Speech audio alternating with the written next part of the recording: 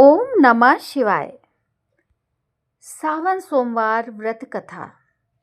कहा जाता है कि सावन में सोमवार व्रत कथा पढ़ने या सुनने से समस्त पापों से मुक्ति मिलती है और मनवांछित फल की प्राप्ति होती है।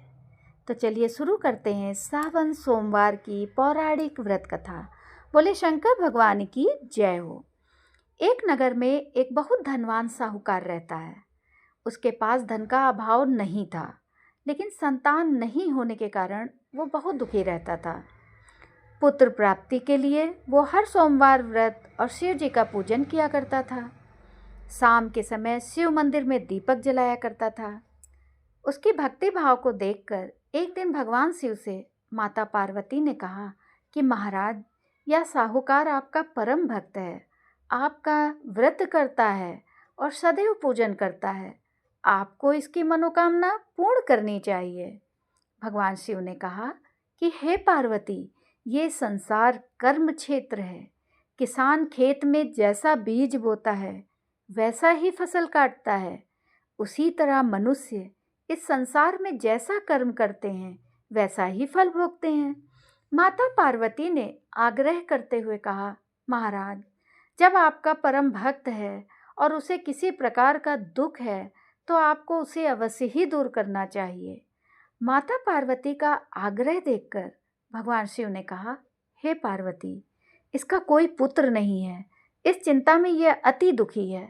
इसके भाग्य में पुत्र ना होने पर भी इसके पुत्र प्राप्ति का वर देता हूँ, परंतु पुत्र केवल 12 वर्ष तक जीवित रहेगा। इसके बाद मृत्यु को प्राप्त हो जाएगा। इससे अधिक मैं कुछ नहीं कर सकता।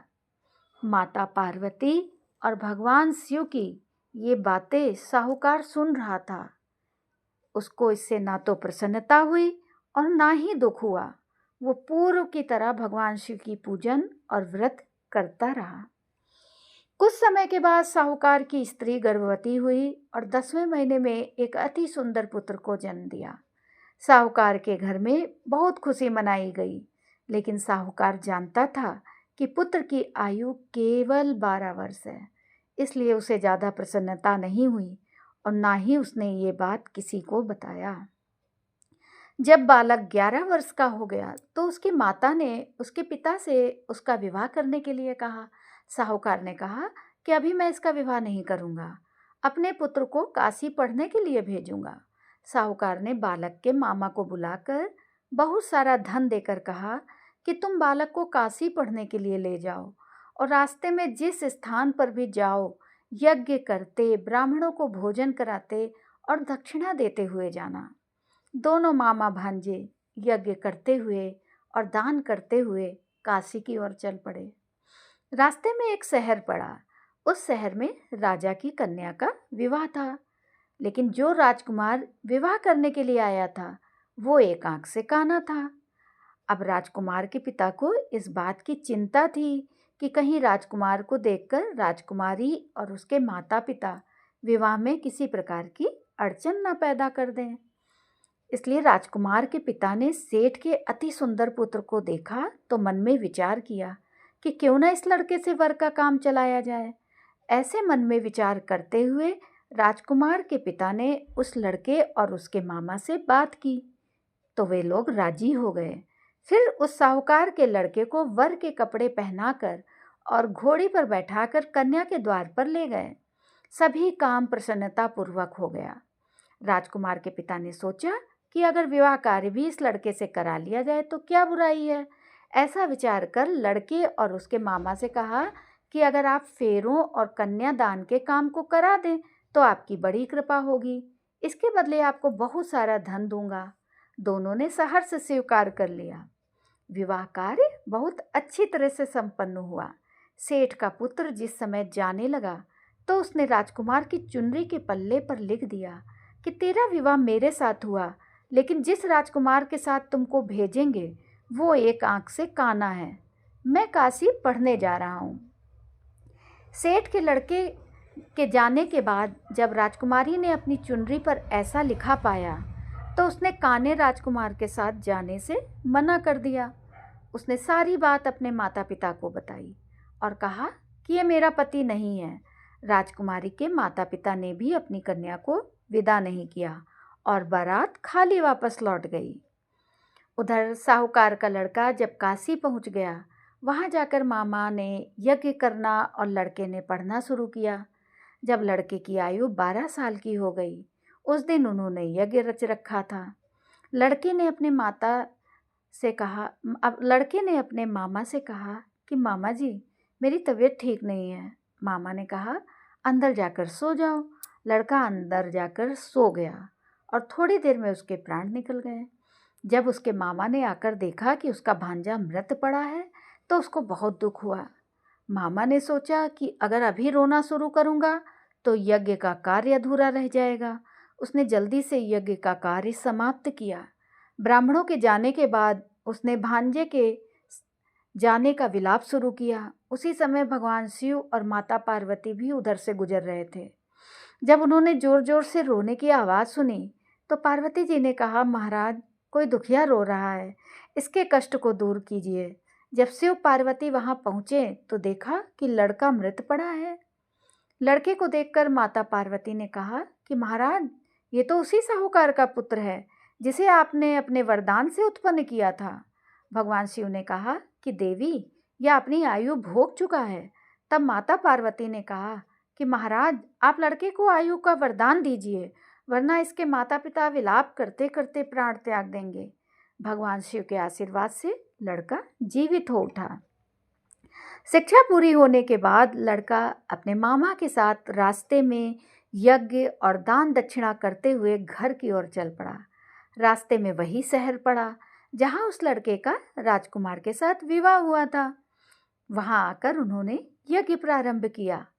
उस लड़के के ससुर और वहां के राजा ने उसे पहचान लिया और उसका स्वागत किया।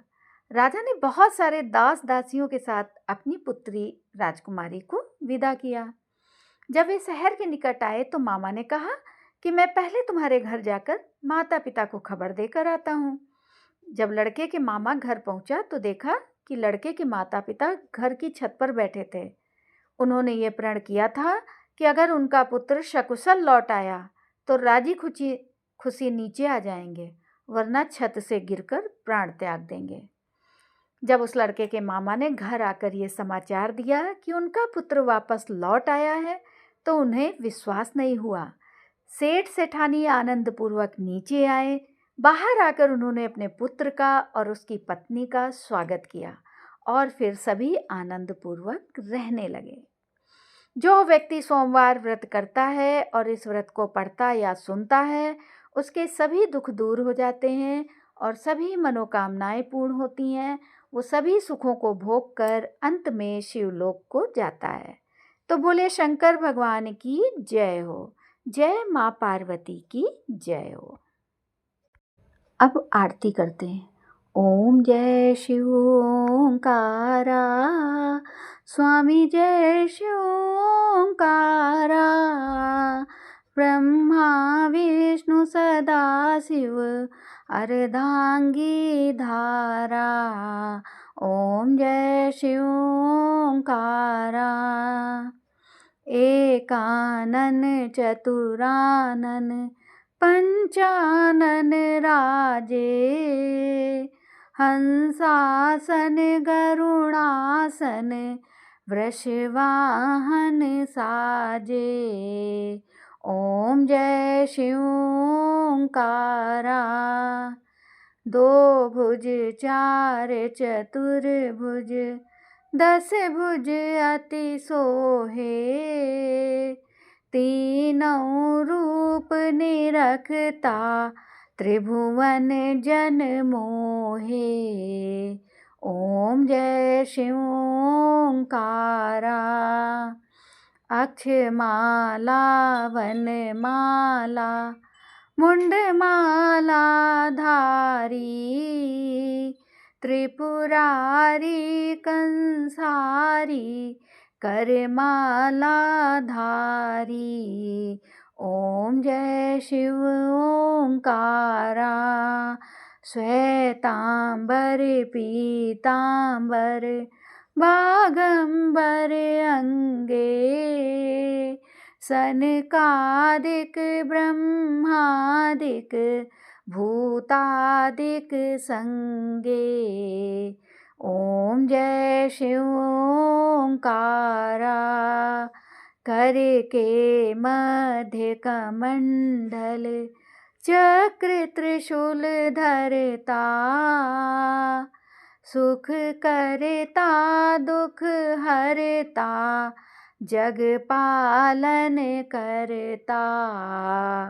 ओम जय शिव ओंकारा। ब्रह्मा विष्णु सदा शिव जानत अविवेका। प्रणवाक्षर के मध्य ये तीनों एका। ओम जय शिव ओंकारा। त्रिगुण स्वामी जी की आरती जो कोई जन गावे। कहत शिवानंद स्वामी मन वांछित फल पावे। ओम जय शिव ओंकारा। ओम जय शिव ओंकारा। हरि जय शिव ओंकारा। ब्रह्मा विष्णु सदा शिव अर्धांगी धारा। ओम जय शिव ओंकारा। बोले भोलेनाथ बाबा की जय हो। कर्पूर गौरम करुणावतारम संसार सारम भुजगेन्द्रहारम सदा वसंतम हृदयारविंदे भवं भवानी सहितं नमामि। त्वमेव माता च पिता त्वमेव विद्या द्रविणं त्वमेव सर्वं मम देव। बोले जय भोलेनाथ बाबा की जय।